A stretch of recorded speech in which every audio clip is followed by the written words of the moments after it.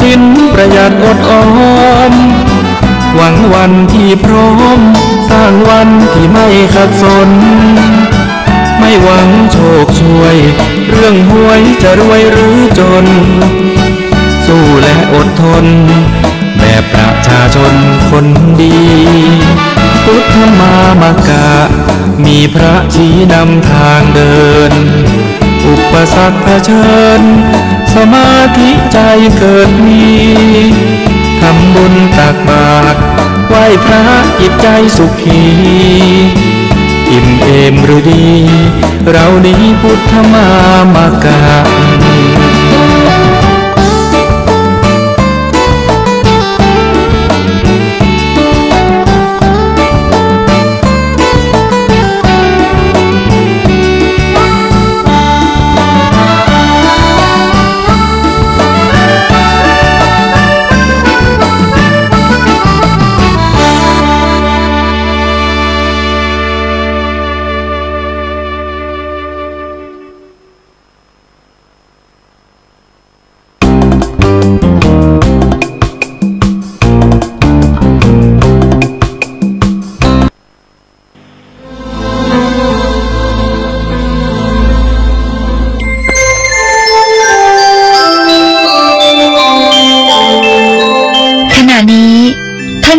ฟังสถานีวิทยุกระจายเสียง FM 104.5 เมกะเฮิรตซ์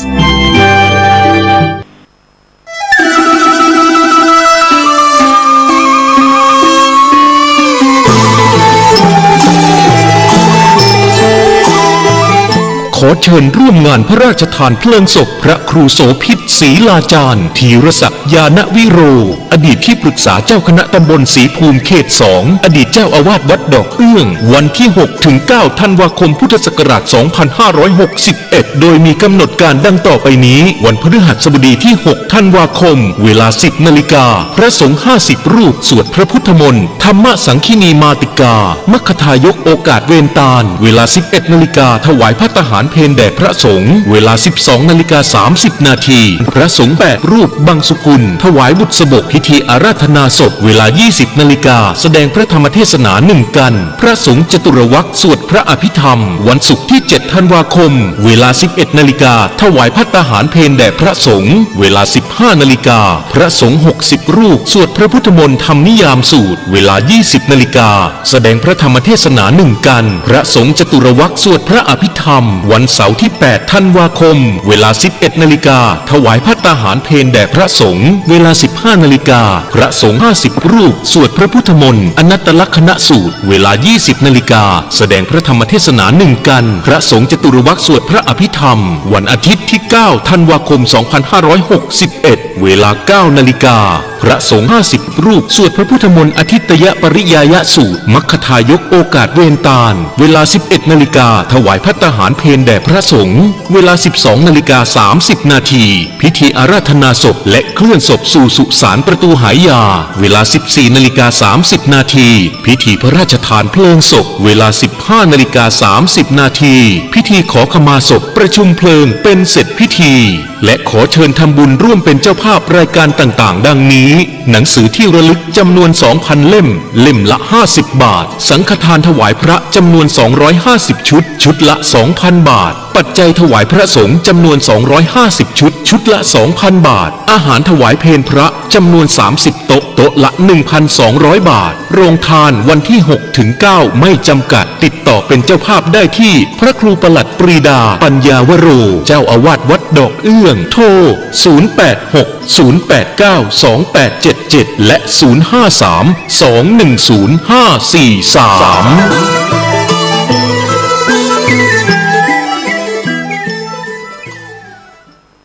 จันเอ๋ยจันเจ้าขอข้าวขอแกงขอผ้าห่มไม่ต้องแพงให้อุ่นกายข้าขอสมุดใช้ศึกษาให้ข้าได้เขียนขอยาให้โรงเรียนไว้ใช้รักษาขออาหารมื้อหน้าให้ข้าได้อีกขอเสื้อนิ่มๆไว้ใส่กันหนาวทุกๆเรื่องราวขอช่วยหนูหน่อยไม่ขอบ่อยๆแต่ครั้งเดียวนะและขอสัญญาว่าจะเป็นเด็กดี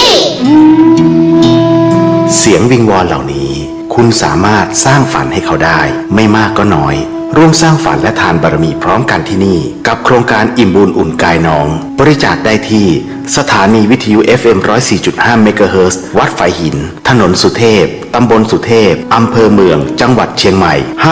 50200โทรศัพท์053-810-406 053-810-232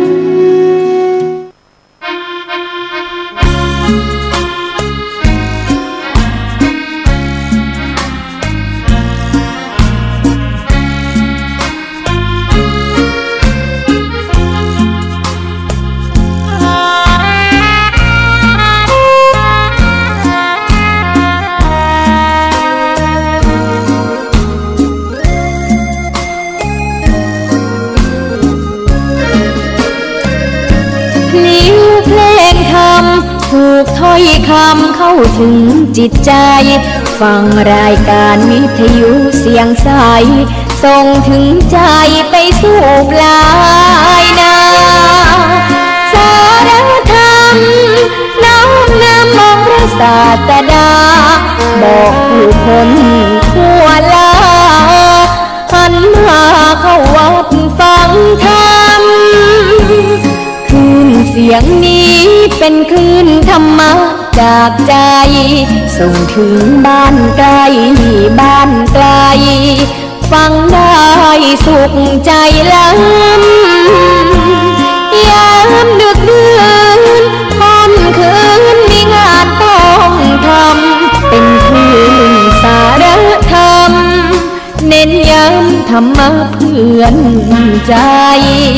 เสียงคลื่นธรรม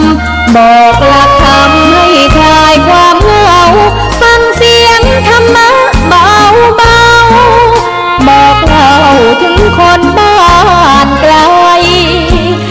สื่อธรรมะบอกลดละระหว่างด้วยใจสื่อไปถึงสวงในเข้าใจหลักธรรมหลักดีลิ้นเพลงธรรมผูกสัมพันธ์จิตใจร่าเริงฟังสาระธรรมะบันเทิงรื่นเริงในชีวิตยามวันว่างเดินทางไปเยี่ยมสถานีนัดพบกันน้องพี่วันนี้วันดีวันเสาร์สวดมนต์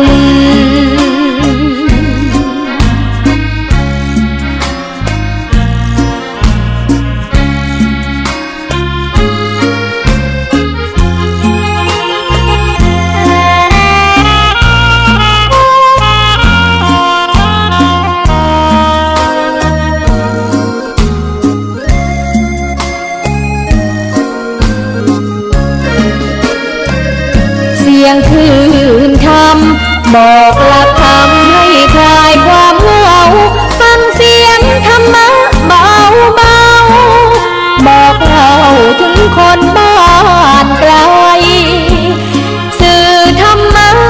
บอกลดละระหว่างด้วยใจสื่อไปถึงสวงใน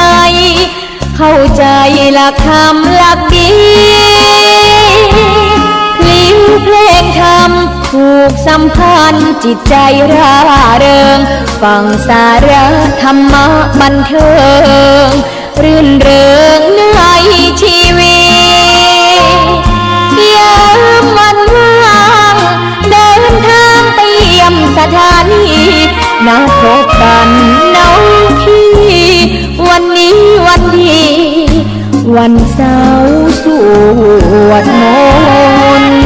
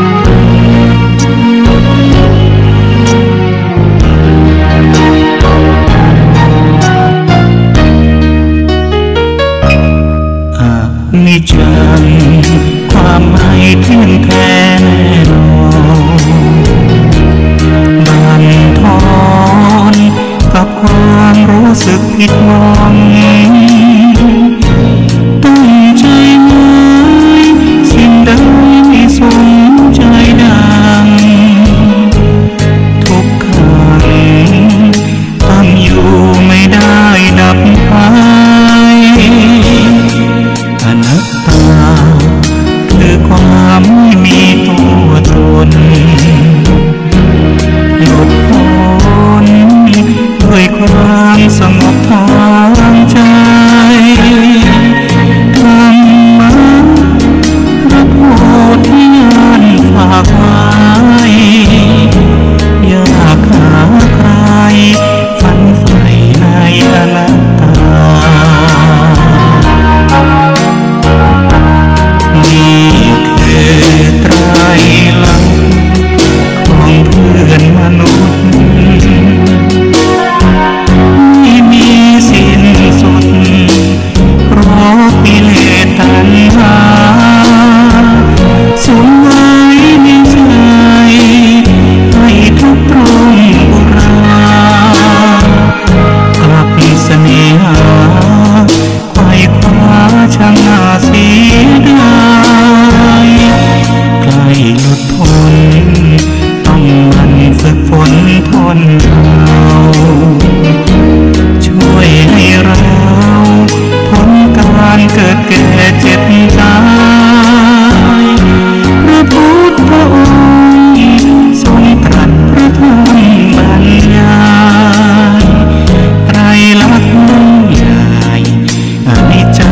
ทุกขังอนัตตา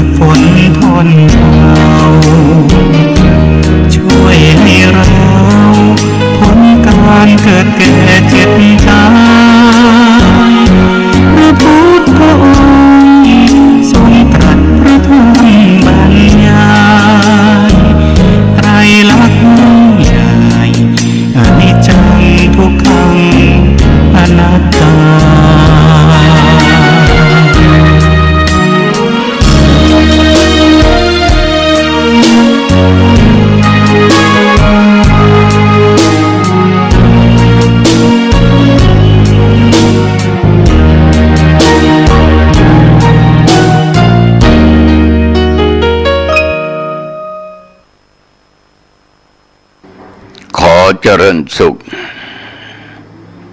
สาธุชนญาติโยมท่านผู้ฟังทั้งหลายทุกท่านทุกคนวันนี้รายการธรรมะก่อนนอนณทางสถานีวิทยุศูนย์การเผยแผ่ธรรมของวัดฝายหินอำเภอเมืองจังหวัดเชียงใหม่แห่งนี้ในวันนี้โยมทั้งหลายเช่นเคยตรงกับวันอังคารก็ทุกวันอังคารนะโยมนะตั้งแต่เวลาเดี๋ยวนี้เป็นต้นไปอาตมภาพตัวเจ้าวัดหนองตองหางดงจังหวัดเชียงใหม่ก็จะได้นำเอาข้อคิดเอาธรรมะในทางพุทธศาสนานี้มาพูดให้ญาติให้โยมได้ฟังกันก่อนที่ญาติโยมจะหลับจะนอนนะก็เอาธรรมะไปฟังกันก่อนเรียกว่าเป็นธรรมโอสถนะเฉพาะคนที่ชอบฟังนะคนที่ไม่ชอบฟังนะโอ้ยกูเบื่อไปที่ไหนงานไหนก็มีพระเทศน์แต่กูไม่อยากจะฟังนะอย่าไปคิดเลยโยมนั่นคือคนเขาไม่ชอบ เขาชอบเสียงเพราะชอบเพลงบ้านอะไรบ้างบางทีขนาดเสียงด่าเขาก็ชอบนะเพราะเขาชอบด่าคนอื่นนะแต่บางคนชอบด่าคนอื่นแต่ถ้าเขามาด่ากลับไม่ชอบเกลียดชังคนนั้นบ่ามึงมาด่ากูจะต้องด่ามึงให้ได้เรียกว่ามึงด่ากูก็ต้องด่ามึงฉะนั้นญาติโยมทั้งหลายธรรมะอันเป็นคำสอนในทางพุทธศาสนามีมากแม้แต่ญาติจะโยมไปในงานศพจะตั้งอยู่ที่วัดตั้งอยู่ที่บ้านก็เจ้าภาพก็จะนิมนต์พระมาเทศน์มาสวดเป็นประจำทุกคืนบางที่นั้นก็ตั้งศพไว้ตั้ง3 วัน 4 วัน 5 วันบางที่ก็หลายวันแล้วแต่ฐานะแล้วแต่โอกาสเวลาก็นิมนต์พระเทศน์และพระสวดเหมือนกับธรรมภาพทุกวันเนี่ยโยมก็ไปนิมนต์เทศน์ในงานศพนิมนต์พระที่วัดไปสวดคือบางท่านก็ถามว่าหลวงพ่อสวดมีไหมที่วัดก็ตอบว่ามี มีอย่างนั้นก่อนนิมนต์ทั้งเทศน์ทั้งสวดนะหลวงพ่อนะ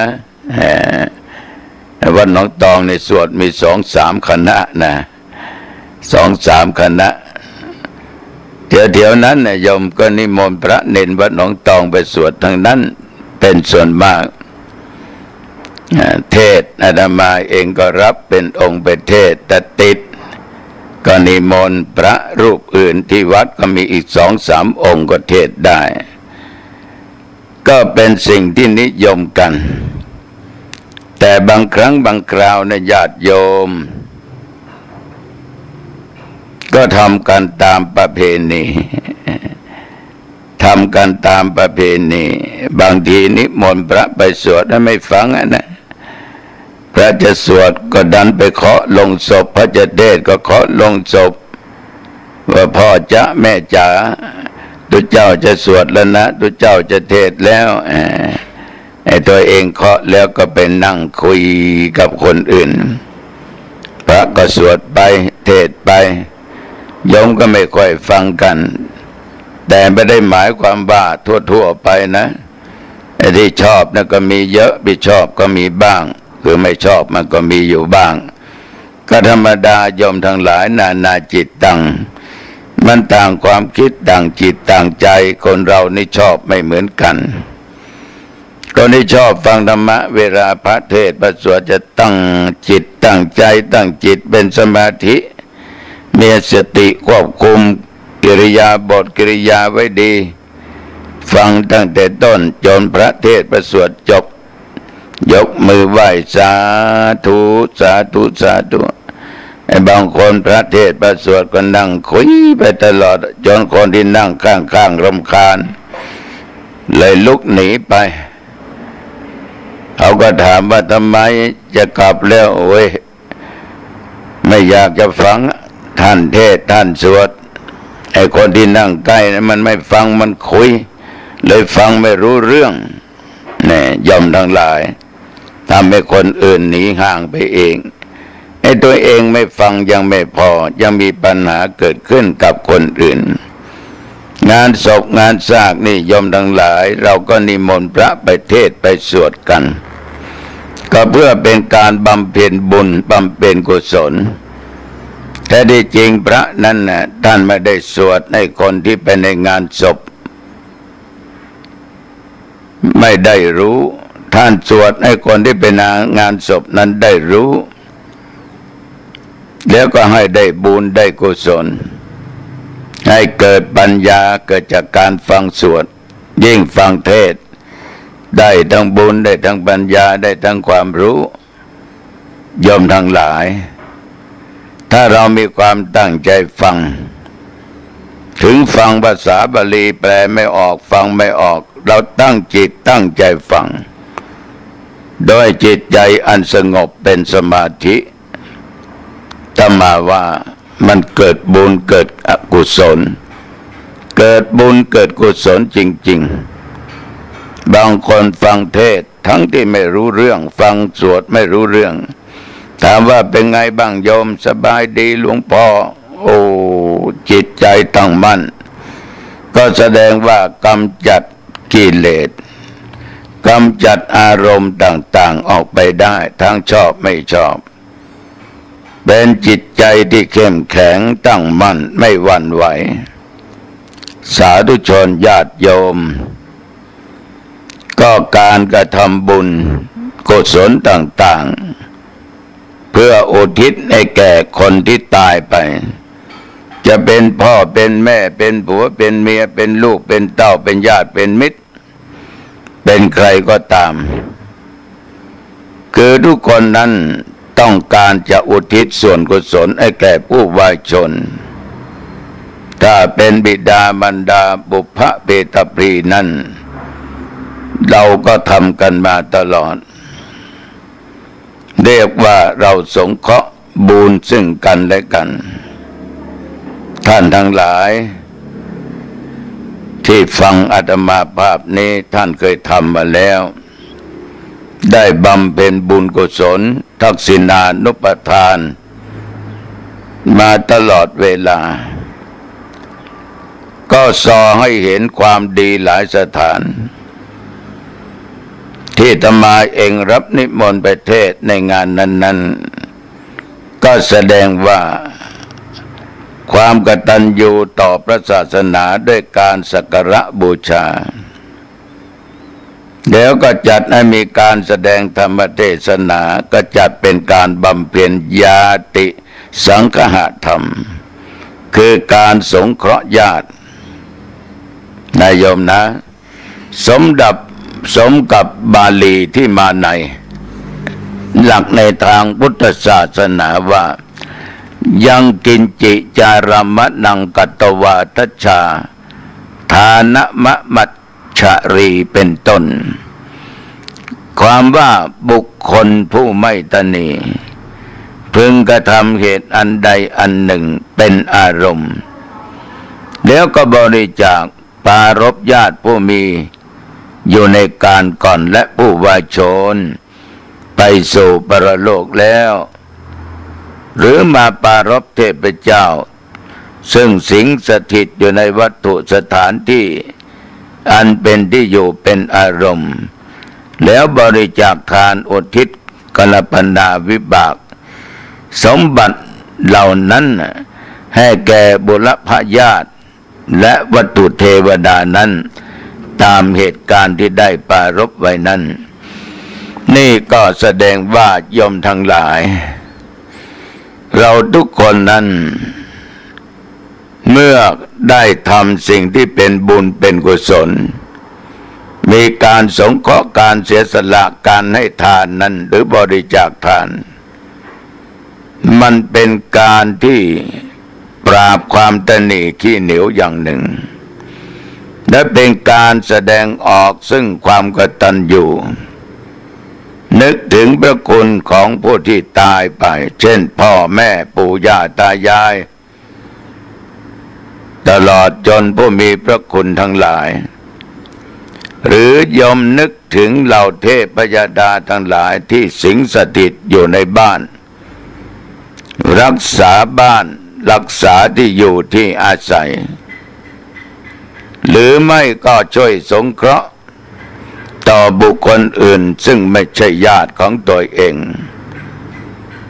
เราเสียสละทรัพย์สินเงินทองสิ่งของต่างๆนั้นมันเป็นการที่ทำให้จิตใจเรานั้นยมสามารถเอาชนะความตนีขี้เหนียวคือคนบางคนนี่จะทำบุญทำทานนั่นก็เสียดายบางคนก็ยังพูดว่าทำไมทำไปทำไมไม่เห็นได้อะไรเกิดขึ้นมาเลยทำไปเสียเป่าไหว้เจ้าดีกว่าบางคนนี่ว่าถวายกันเข้าให้แก่พระแก่เน้นพระเน้นก็ไปฉันหมดมันเสียเวลาเสียเปล่าสู้ไหว้เจ้าดีกว่า ไหว้เจ้านี่เจ้ามันกินไม่หมดนะแล้วเราไหว้แล้วก็ยังกินได้อีกนั่นก็เป็นคำพูดของแต่ละบุคคลฉะนั้นญาติโยมทั้งหลายมันอยู่ที่เจตนาว่าเราทำนั้น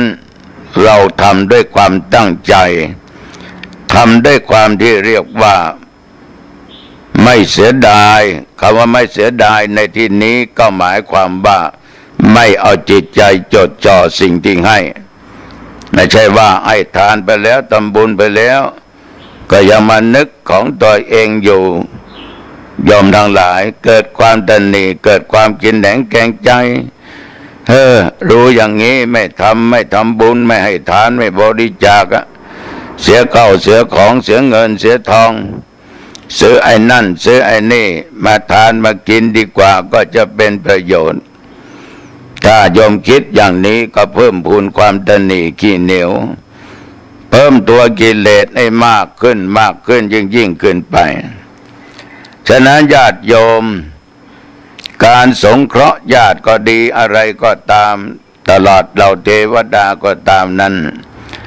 มันเป็นการที่ทำจิตใจของตัวเองนั้นเอาชนะตัวกิเลสขี้ตนีขี้เหนียว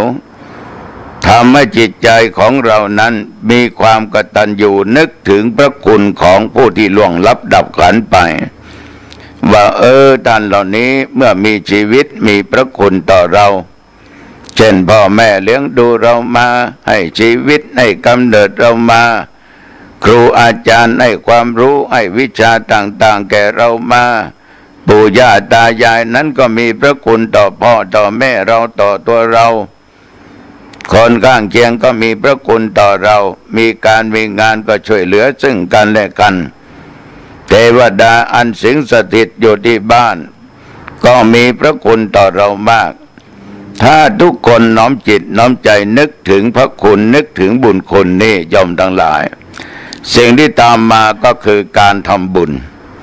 แสดงออกซึ่งความกตเวทิตาธรรมอยากจะทำบุญไอ้ญาติที่ตายไปอยากจะทำบุญไอ้เทพบุตรเทวดาที่รักษา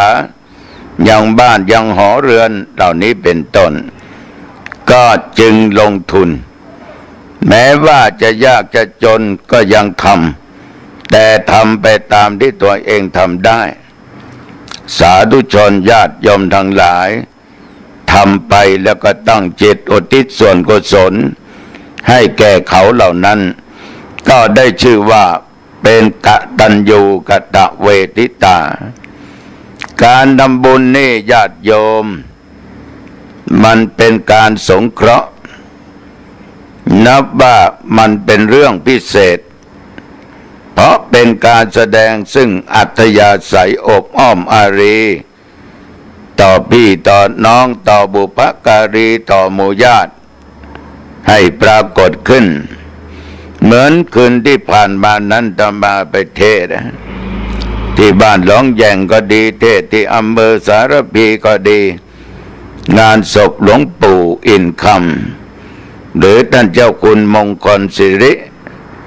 อดีตเจ้าอาวาสวัดเจดีย์เก้ายอดหรือวัดชัยสถานก็มีลูกศิษย์ลูกหาเยอะไม่ว่าภายในและภายนอกต่างก็ตั้งอกตั้งใจนึกถึงพระคุณของหลวงปู่แล้วก็ได้แสดงออกกตเวทิตาธรรมนิมนต์พระสงฆ์องค์เจ้ามาเทศน์มาสวดเวลาที่ทำบุญนั้นธรรมาสังเกตดูยมตั้งใจจริงๆเรียกว่าจิตใจจดจ่อต่อสรีระร่างกายของหลวงปู่และจดจ่อต่อดวงวิญญาณของหลวงปู่ต่อคุณงามความดีต่อบารมีของหลวงปู่เพราะทุกคนที่ไปงานนั้นต้องการบุญกุศลนั้นไปเพิ่มเติมให้หลวงปู่นั้นได้ไปสู่ทางสุคติแม้แต่ญาติโยมที่บ้านหลวงแยงนะอำเภอหางดงจะมาไปเทศน์โยมก็ตั้งอกตั้งใจฟังโลกญาติพี่น้องทั้งหลายก็เป็นเจ้าภาพตั้งใจแผ่เมตตาอุทิศส่วนกุศลให้คนที่จากไป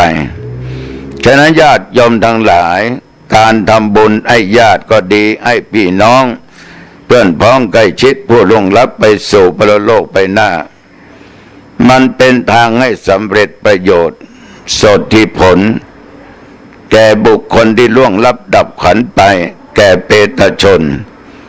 เป็นการกุศลสุจริตอนวัชกิจไม่มีโทษส่วนกิจที่ไม่อำนวยประโยชน์ซึ่งตมาภาพบ่ามองดูแล้วมันไม่ค่อยถูกต้องแต่เป็นเรื่องของมนุษย์ยมทั้งหลายก็คือการร้องไห้ร่ำไรร่ำพันเป็นต้นมันเป็นสิ่งที่ไม่ควรกระทำเป็นสิ่งที่ไม่ควรจะเกิดขึ้นเพราะมันจะไม่อำนวยประโยชน์แก่ตนและเปตชนหรือแก่บุคคลที่ล่วงลับดับขันไปบางคนเนี่ยผัวตายเมียร้องไห้เมียตายผัวร้องไห้พ่อแม่ตายลูกเต้าร้องไห้ญาติโยมทั้งหลายมันไม่ได้ประโยชน์มันไม่ได้เกิดประโยชน์ไม่ทำให้เกิดผลใดๆทั้งสิ้นเพราะการร้องไห้หาคนตายนั้นโยมทั้งหลายในทางพุทธศาสนาเรานี้ไม่ถือว่าเป็นสิ่งพิเศษอะไรมันยิ่งจะเพิ่มความทุกข์ให้แก่บุคคลที่ร้องไห้ถ้าจะพูดไปแล้วคนตายนั้นโยมทั้งหลายก็ต้องเป็นห่วงจิตวิญญาณรู้ว่าญาติทั้งหลายร้องไห้จะไปแล้วก็ไม่ไปก็ยังดึงเขาไว้อยู่เหมือนยุคปัจจุบันไหนๆก็ไหนๆขอพูดกันหน่อยเหมือนท่านทั้งหลายนี่ไปฟังเหนือใต้ตกออกฟังคนนั้นพูดคนนี้พูดบักครูบาเจ้าศรีวิชัยนี้มาเข้าร่างทรงคนนั้นคนนี้ปู่นั้นคนนั้นมาเข้าร่างทรงคนนี้เจ้าพ่อนั้นเจ้าพ่อนี้แต่มานึกดูแล้วยอมทั้งหลายทำไมดึงท่านเหล่านั้นมาท่านจะไปเกิดแล้วทำไมไม่ท่านไปเกิดเรียกว่าเอากันมาหากินกันมันไม่ค่อยเข้าท่าแต่ที่จริงนี่ยอมทั้งหลายครูบาเจ้าศรีวิชัยท่านดับขันแล้วท่านก็ไปเกิดตั้งนานนะเรายังมาอุตริกันอยู่เจ้าพ่อนั้นเจ้าพ่อนี้ท่านก็ไปตั้งนานแล้วบางคนนี่เรายังไม่รู้ไม่เห็นนะว่าท่านมีรูปร่างลักษณะอย่างไงก็มาเป็นร่างทรงบอกว่าคนนั้นมาทรงคนนั้นมาเข้าท่านต้องการสิ่งนั้นต้องการสิ่งนี้บรรพบุรุษทั้งหลายที่สร้างคุณงามความดี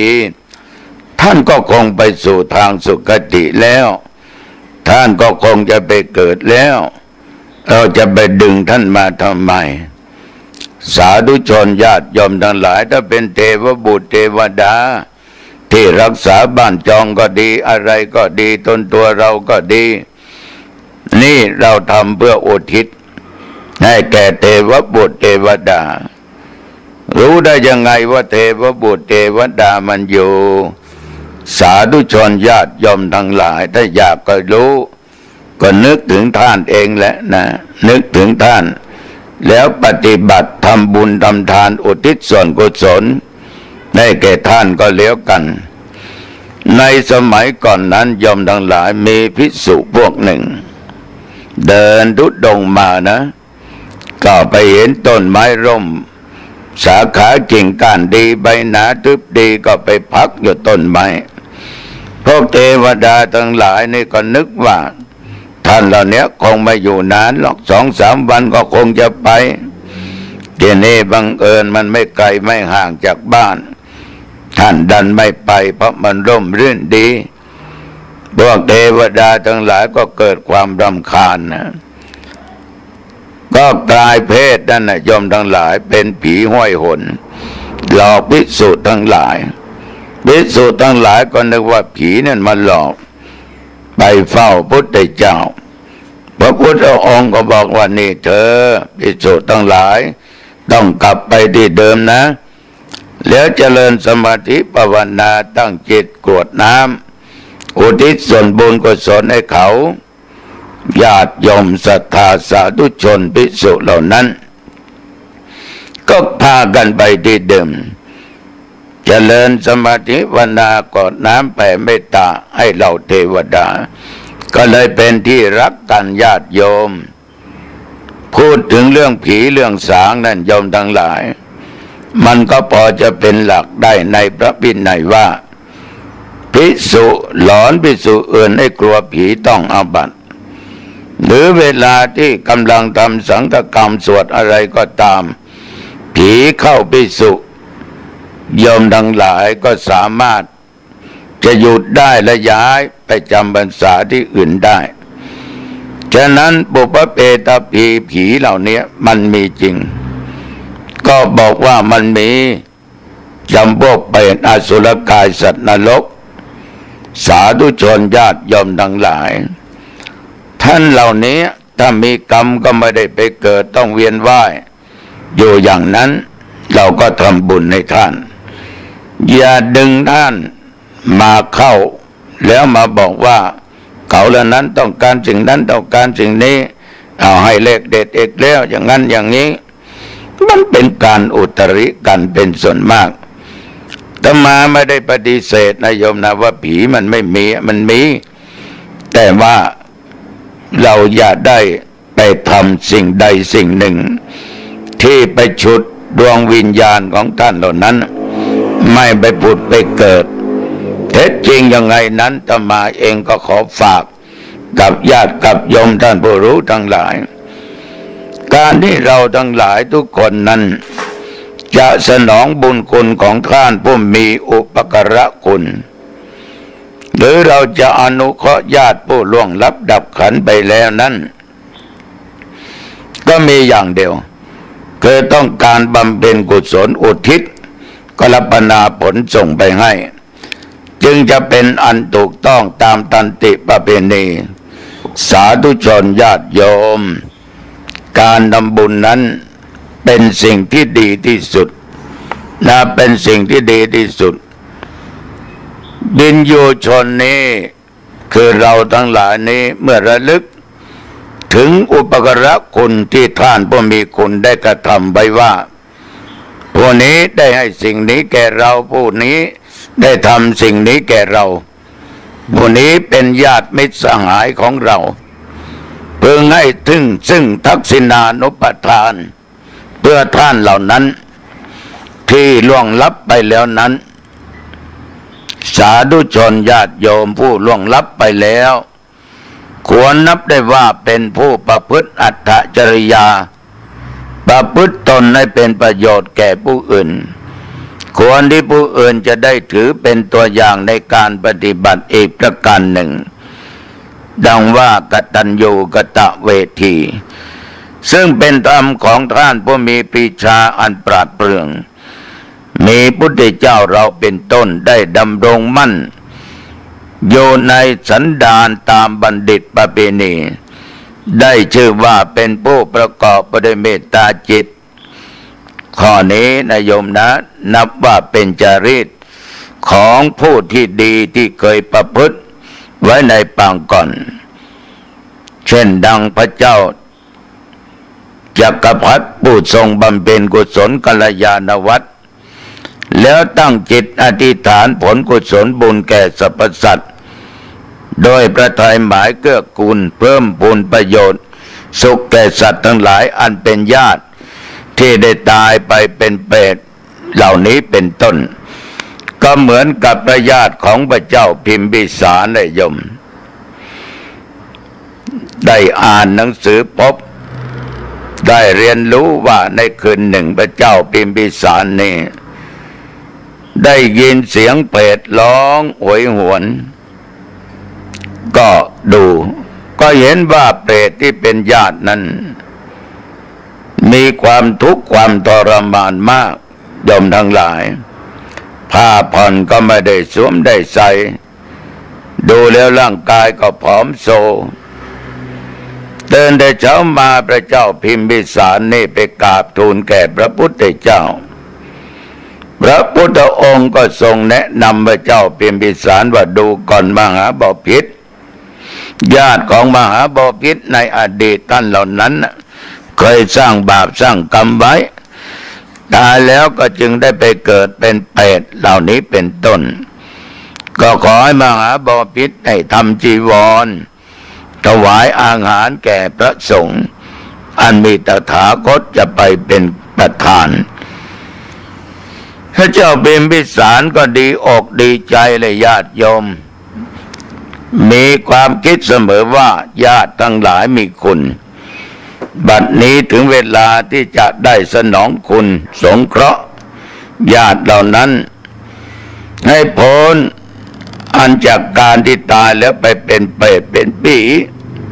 ก็จึงได้ทำจีวรและอาหารต่างๆถวายแก่พุทธเจ้ากับพระสงฆ์สาธุชนญาติโยม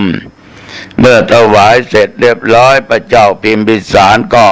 กรวดน้ำตั้งอกตั้งจิตตั้งใจกรวดน้ำอุทิศส่วนกุศลให้แก่ญาติที่ไปเป็นเปรตเหล่านั้นผลปรากฏว่าตกมาอีกคืนหนึ่งเปรตเหล่านั้นญาติโยมต่างก็มาแสดงตัวตนให้พระเจ้าพิมพิสารได้เห็นว่าร่างกายอ้วนพีดีงามได้สวมได้ใส่ผ้าจีวรที่พระเจ้าพิมพิสารนั้นได้ถวายแก่พระสงฆ์ทั้งหลายมาถึงตอนนี้ญาติโยม อาตมาก็อยากจะฝากกับญาติกับโยมบางท่านบางคนนั้นจะทำบุญทานให้พ่อทำบุญให้แม่ให้ญาติให้ผัวให้เมียให้ลูกเต้าที่ตายจากไปกลัวเขาไม่ได้นุ่งได้ห่มก็ซื้อผ้านุ่งผ้าห่มไปเป็นของกระหัตชาวบ้านกางเกงบ้างผ้าถุงบ้างเสื้อบ้างบางทีก็มีหมวกมีรองเท้ามีถึงหวีที่ไว้หวีผมนะมีแป้งมีครีมอะไรจิปาถะพร้อมกับอาหารการกินไปถวายบอกว่าขอดำบุญอุทิศให้แก่พ่อนะมีกางเกงมีเสื้อหม้อห้อมโยมทั้งหลายต้องมาเป็นพระก็ต้องให้พรนั่นแหละปฏิเสธไม่ได้โยมก็กรวดน้ำถามว่าได้บุญไหมได้บุญกุศลที่โยมถวายผ้าเหล่านั้นไม่ว่ากางเกงไม่ว่าเสื้อไม่ว่าผ้าถุงนั่นน่ะหมวกอะไรก็ตามมันก็กลับกลายเป็นบุญเป็นกุศลไปหาญาติของโยมที่ล่วงลับดับขันไปมันไม่ได้เป็นกางเกงลอยไปไม่ได้เป็นเสื้อเป็นผ้าห่มเป็นอะไรลอยไปแต่แปลสภาพเป็นบุญฉะนั้นญาติโยมทั้งหลายเรามาคิดอย่างหนึ่งว่าพระแม้แต่ธรรมาภาพก็นุ่งไม่ได้ใช้ไม่ได้สมมุติว่าธรรมาภาพเอาแป้งที่ญาติโยมถวายมาทาทำใบหน้าหรือตำเนื้อตำตัวเปรี้ยนมีกลิ่นหอมตัวเจ้าหนองตองรับนิมนต์ไปเทศน์ที่โน่นที่นี่เดินผ่านญาติโยมโอ้โหกลิ่นหอมของแป้งไปเข้าจมูกของโยมอะไรจะเกิดขึ้นโยมก็จะว่าให้ธรรมาว่าตุเจ้าองค์นี้สอนเขาดีนักแต่ตัวเองปะแป้งกลิ่นหอมฉุนไปเลยนี่โยมทั้งหลายหรือใส่กางเกงไปเทศน์ที่โน่นที่นี้ธรรมาว่าไม่ทันขึ้นบ้านศพหรอกเดี๋ยวญาติโยมหรือเจ้าภาพจะไล่กลับวัดหนองตองฉะนั้นโยมทั้งหลายพระก็นุ่งไม่ได้ใช้ไม่ได้เก็บไว้ถ้าใครมาขอก็ให้คนนั้นไปฉะนั้นญาติโยมให้ทางที่ถูกที่ดีก็ถวายจีวรผ้าสบงผ้าอังสะผ้าห่มก็ได้ผ้าเช็ดตัวก็ดีตามฐานะตามอัตภาพของตัวเองสิ่งเหล่านี้พระสงฆ์รับไปแล้วเน้นรับไปแล้วนุ่งห่มได้เหมือนผ้าที่ธรรมาภาพนุ่งห่มประเทศทุกวันนี้ก็ได้จากผ้าบางสกุลได้จากผ้าบางสกุลได้จากผ้าที่ญาติโยมเอาไปถวาย ฉะนั้นสาธุชนญาติโยมมันไม่ได้หมายความว่าถวายผ้าไตรจีวรแล้วญาติของโยมจะไม่ได้รับเพราะมันไม่ได้เป็นจีวรลอยละล่องไปมันกลับกลายเป็นบุญเป็นกุศลไปญาติโยมเหมือนพระเจ้าพิมพิสารถวายจีวรแก่พระพุทธเจ้าและพระอรหันต์ทั้งหลายยังกลับกลายเป็นผ้าผ่อนไปสวมไปใส่ญาติของพระเจ้าพิมพิสารฉะนั้นญาติโยมเราต้องทำในสิ่งที่มันได้บุญจริงๆเกิดประโยชน์ทั้งผู้รับทั้งผู้ให้เกิดประโยชน์ทั้งผู้ที่จากไปให้มันถูกต้องแต่ว่าโยมจะทำอย่างไรตุก็ไม่ว่านะสุดแต่ญาติแต่โยมจะคิดเอาก็แล้วกันก็ทำสิ่งที่มันเป็นประโยชน์ทั้งสองฝ่ายทั้งผู้รับทั้งผู้ให้และอีกประการหนึ่งผู้ที่ตายจากเราไปฉะนั้นญาติโยมศรัทธาสาธุชนการที่เราทุกคนทำบุญอุทิศให้แก่คนที่ตายไปก็ทำให้มันถูกต้องถูกที่หน่อยเหมือนญาติโยมบางคนนี้พ่อชอบอาหารอย่างนั้นแม่ชอบอาหารอย่างนี้ชอบกินอย่างนี้ก็ทำและไปถวายก็ไม่ขาดนะก็ได้บุญได้กุศลแหละโยมแต่ว่าถวายเหลือพระดันฉันไม่ได้นี่มีปัญหาบางคนก็เอาไปถวายพระตอนบ่ายตกเย็นก็เอาอาหารไปถวายมันไม่ถูกมันถูกโยมแต่ไม่ถูกพระเพราะมันจะเป็นอาบัติเกิดกับพระนั่นศีลสิกขาบทมันมีตั้ง227ข้อฉะนั้นพ่อแม่พี่น้องญาติโยมทั้งหลายการกระทำอะไรนั้นโยมต้องคิดให้ดีนะการทำอะไรก็ตามที่เรียกว่าอุทิศให้แก่ผู้ที่ตายเป็นประโยชน์แก่ผู้อื่นเพราะว่าญาติโยมทั้งหลายคนเหล่านี้เวลาเรามีชีวิตเราเป็นเพื่อนร่วมโลกร่วมชีวิตด้วยกันร่วมสร้างบุญสร้างกรรมด้วยกันแต่เมื่อตายไปแล้วโยมทั้งหลายต่างคนก็ต่างไปตามวาระตามบุญตามกรรมของแต่ละบุคคลที่ได้สร้างไว้ทีนี้สาธุชนญาติโยมมักจะมีความอาลัยอะไรกับผู้ที่ตายไปแล้ว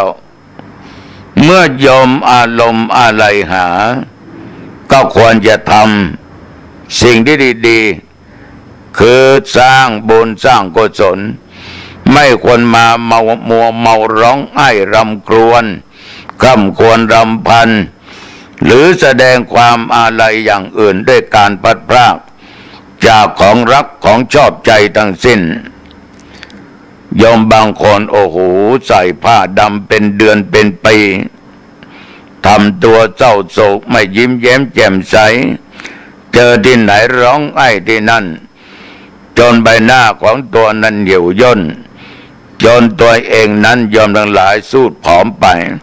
อย่าทำอย่างนั้นเราก็นุ่งห่มพอสมควรไม่ใช่ว่าเอาตั้งเดือนตั้งปี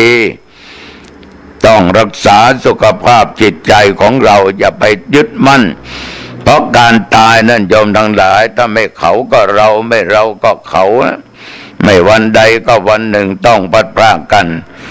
มันมีตัวเจ้าองค์หนึ่งนี่อายุเท่าอาตมาภาพนะอายุ73ย่างแต่ท่านอ่อนกว่าอาตมาภาพไป1 เดือนกับ4 วัน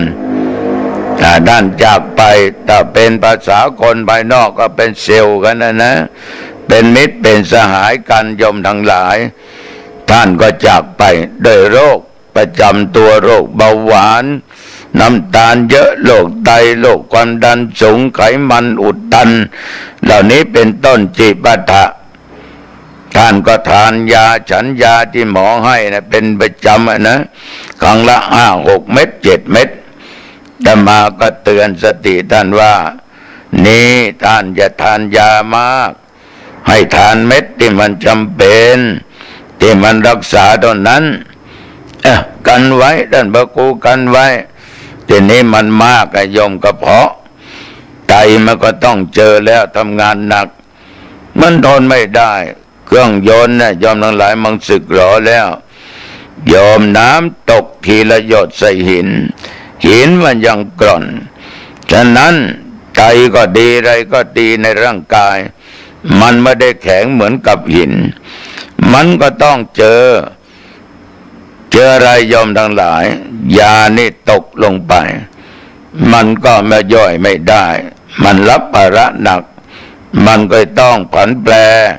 ทำให้เป็นโรคไตขึ้นมาฉะนั้นพระเจ้าองค์นี้ก็ตายไปอายุเท่ากับอาตมภาพเนี่ยโยมทั้งหลายเราจะเห็นได้ว่าธรรมดาสัตว์โลกไม่ว่าหมูหมาแมวเป็ดไก่อะไรก็ตามที่เรารักกันมันก็ต้องพัดพรากเหมือนกันดังนั้นไม่เพราะความแก่ความชราพยาธิและมรณะก็ต้องไปเจออย่างนี้นะโยมนะเข้าสู่ในการดับสิ้นทุกวันทุกเวลาได้ก็อย่าประมาทก็แล้วกันญาติโยมเมื่อรู้ว่าเป็นอย่างนี้อย่าได้ประมาทในชีวิตจงสร้างแต่คุณงามความดีเนี่ยตัวเจ้าก็พูดอีกแล้วอะไรที่มันดีๆนั่นนะธรรมาก็อยากให้ญาติโยมรักษาสิ่งเหล่านั้นไว้ในว่าการให้ทานการรักษาศีล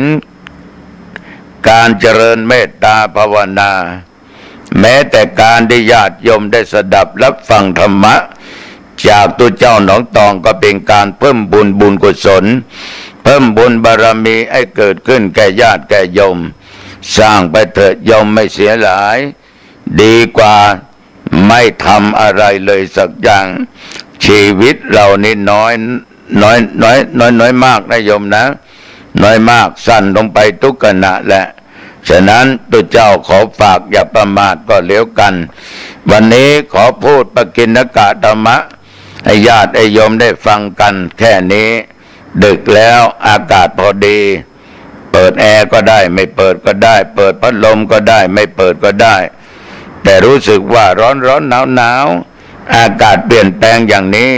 ทุกคนก็รักษาตัวเองไว้ให้ดีก็แล้วกันนะ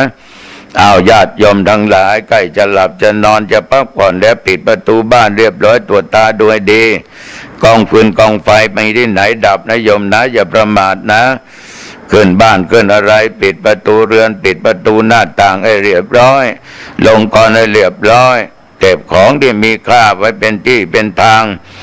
บรรมุกโยมจะไปทำงานพวกนี้อะไรบ้านที่ต้องเตรียมไปก็ต้องเตรียมไว้ให้เรียบร้อยแล้วก็อาบน้ำอาบท่าเปลี่ยนผ้าเปลี่ยนอะไรให้สดชื่นให้ระลื่นใจหน่อยเข้าห้องพระถ้าไม่มีห้องพระก็ห้องนอน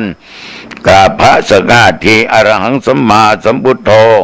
สวากาโตสุปฏิปันโนกราบไปแล้ว3 ครั้งแล้วกราบนึกถึงคุณของบิดามารดาผู้ให้กำเนิดผู้ให้ชีวิต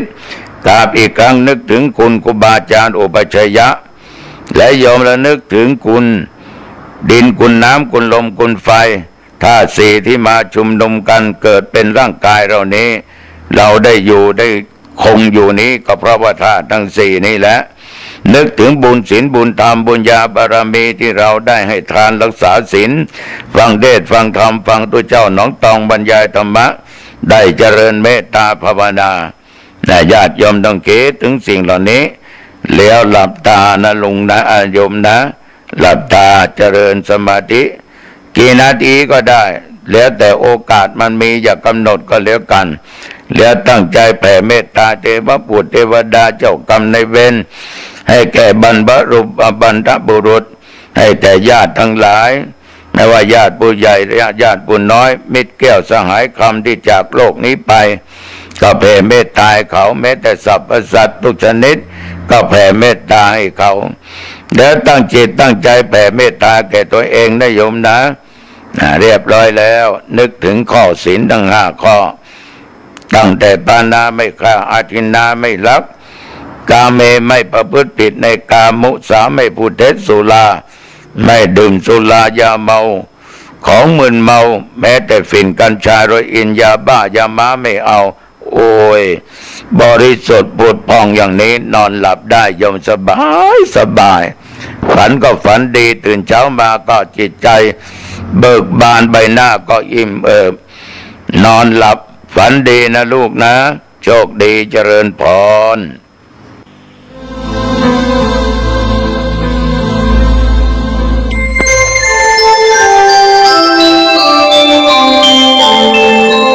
ขณะนี้ท่านกำลังฟังสถานีวิทยุกระจายเสียงพระพุทธศาสนา FM 104.5 เมกะเฮิรตซ์ จันเอ๋ย